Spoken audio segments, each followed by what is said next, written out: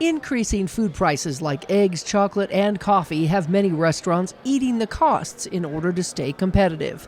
Farmstead Bakery recently opened a new eatery in Hurricane, Utah, at one of the toughest times.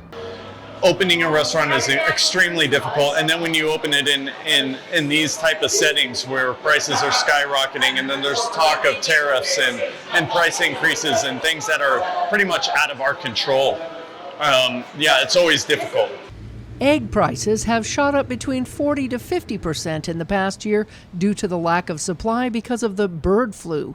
Specializing in European breads, pastries, and sandwiches, eggs are a main ingredient in many of the choices offered at Farmstead's 2 locations, and so is chocolate and coffee. We use a ton of eggs. So we actually locked in our egg prices a while back, a couple months ago. So we aren't as affected as most businesses, as most restaurants with the price of eggs. It's going to be tough. At a cost between $6 to $12 a dozen, some restaurant chains have passed those costs on to the consumers, while others are choosing to change their menus in the future. But despite these increases, prices and quality have stayed the same here at Farmstead. I understand the restaurant surcharge and things like that. Those are tough for customers, along with operators. It's always hard to raise your prices. We will not raise our prices. And that's why many customers still keep coming. Food quality has to be worth it for the extra bucks. So definitely if it tastes good, good treatment of everybody involved, people behind the scenes and customers. Yeah.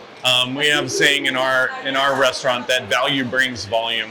So we want to offer a big-time value to our customers. We want our customers to understand, like, hey, when I went to Farmstead, I didn't get ripped off. Like gasoline, the price ebbs and flows depending upon the supply and demand. And the weather can also play a big role in changes of prices in this worldwide economy.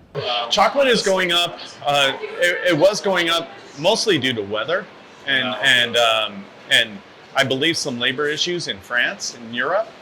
Coffee's going up because of weather in Brazil and weather in Vietnam. So right now we're getting our coffee from Costa Rica, Mexico. We also got some from Colombia, but we were lucky to lock in those price points early on, months ago. So now we have enough coffee to last us until July. Newly proposed nationwide tariffs on countries supplying these products could also likely impact the prices in the future. Some people get their tomatoes from Mexico. Avocados are a big deal from Mexico. But you'll see Central Valley of California and mostly like around the areas around Yuma, Arizona, who produce those type of vegetables and fruits. They'll see an increase in business. Connors says he hopes to make it through midsummer with their businesses before having to pay new purchase prices, and he says there are no plans thus far to lay off any employees. We're in a good place right now, at least for the next 3 to 6 months. We'll watch those prices like we always do and kind of go from there. In the meantime, customers who eat here are grateful for their steady prices and enjoy the quality of food they receive without having to pay more at the register. It definitely impacts, definitely more planning ahead of time and not just leisurely, let's go grab food. In Hurricane, Melissa Anderson, Community Education News.